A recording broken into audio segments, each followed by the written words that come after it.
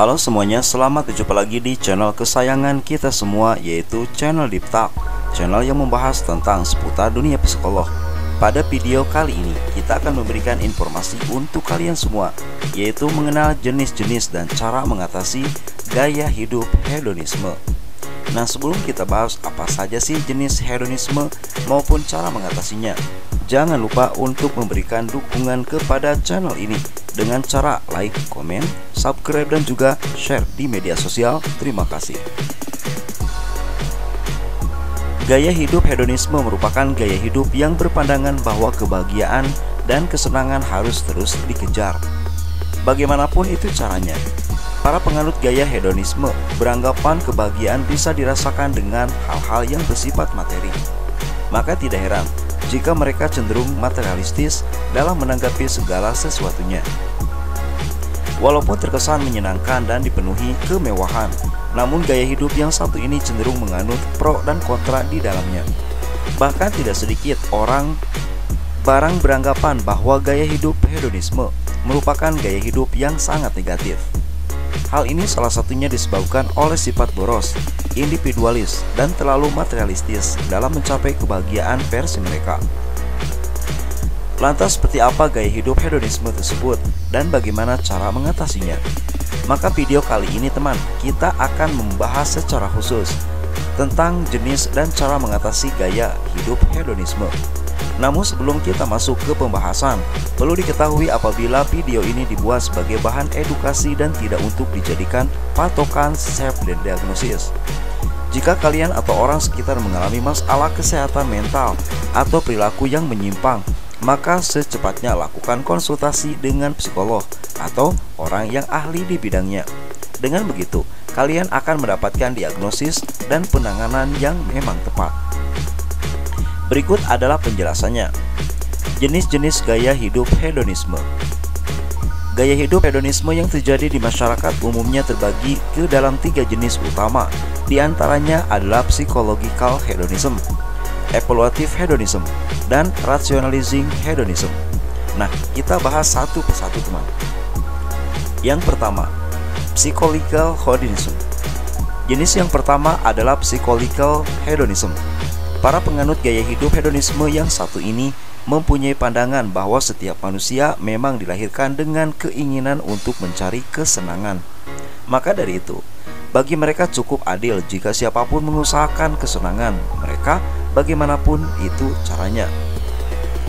Di sisi lain teman, penganut gaya hidup psychological hedonisme juga beranggapan bahwa manusia secara naluri akan menjauhi hal-hal yang menyebabkan dirinya merasakan sakit dari derita. Hal tersebut dianggap sebagai bawaan lahir setiap manusia. Selanjutnya adalah evaluative hedonism. Selanjutnya nomor 2 adalah evaluative hedonism. Jenis yang kedua adalah evaluative hedonism. Bagi para penganut untuk hedonisme yang satu ini, kesenangan dan kebahagiaan merupakan sesuatu yang harus mereka kejar. Bagi mereka, tidak ada alasan untuk tidak berusaha mendapatkan kesenangan tersebut. Penganut gaya hidup evaluative hedonism mempunyai pandangan apabila hanya kesenanganlah yang sangat berharga dan rasa sakit serta ketidaksenangan merupakan hal yang mengecewakan. Maka dari itu, mereka mengupayakan kesenangan dan merasa tidak layak untuk rasa sakit. Selanjutnya nomor 3, rationalizing hedonism. Jenis gaya terakhir, yaitu hidup hedonisme yang terakhir adalah rationalizing hedonism. Berbeda dengan jenis-jenis gaya hidup hedonisme sebelumnya, penganut gaya hidup rationalizing hedonism biasanya akan mencari kesenangan mereka. Namun, di sisi lain mereka pun akan menerima segala konsekuensi yang didapatkan, yang artinya mereka tidak semata-mata memahami kesenangan itu saja. Terlepas dari semua hal yang mereka rasakan, mereka mengetahui konsekuensi dari kesenangan yang mereka dapatkan. Para penganut rationalizing hedonism tetap akan mengejar hal tersebut. Setelah kalian semua mengenal apa saja jenis dari kehidupan hedonisme, maka berikut adalah bagaimana cara mengatasi gaya hidup hedonisme. Walaupun beberapa orang tetap berpegang teguh terhadap gaya hidup hedonisme yang dianggap baik, namun tidak bisa kita pungkiri bahwa gaya hidup yang satu ini bisa mendatangkan berbagai masalah dalam kehidupan. Masalah yang paling umum dirasakan adalah masalah dari segi ekonomi dan psikologis. Sifat boros yang dimiliki oleh penganut gaya hidup hedonisme ini tidak jarang membuat mereka terlilit hutang. Mereka juga tidak mempunyai perencanaan keuangan yang baik. Masalah-masalah perekonomian semacam itu justru menjurus pada kesehatan mental. Akibatnya, tidak jarang dari mereka yang mengalami stres, depresi, bahkan melakukan percobaan bunuh diri.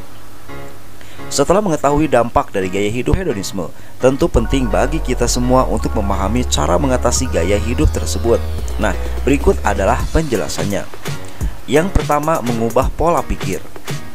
Jika sebelumnya kalian mempunyai pola pikir konsumtif, artinya selalu membelanjakan uang tanpa pertimbangan, maka sudah waktunya kalian untuk mengubahnya menjadi produktif. Artinya kamu perlu mempertimbangkan segala tindakan dengan manfaatnya di masa yang akan datang.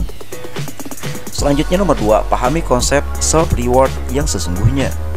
Tidak sedikit orang yang menjadikan alasan self-reward sebagai media konsumtif, walaupun pada dasarnya konsep tersebut adalah hak yang baik. Namun kesalahan dalam mengaplikasikannya justru bisa berdampak negatif. Untuk itu, kalian bisa mencoba membatasi hal-hal yang bisa membuat kalian mendapatkan self-reward. Selain itu, self-reward juga tidak harus bersifat materi atau hal-hal yang mahal. Selanjutnya nomor 3, mencari pertemanan yang positif. Tidak bisa dipungkiri bahwa lingkungan pertemanan akan mempengaruhi kita dalam bertindak. Nah, salah satunya bisa memicu gaya hidup hedonisme. Untuk itu, pandai-pandailah menentukan dan memilih pertemanan yang memang positif. Kalian bisa mencari lingkungan yang mampu meningkatkan value diri, bukan malah meningkatkan perilaku konsumtif. Selanjutnya, tips yang terakhir. Kesenangan tidak harus bersifat materi.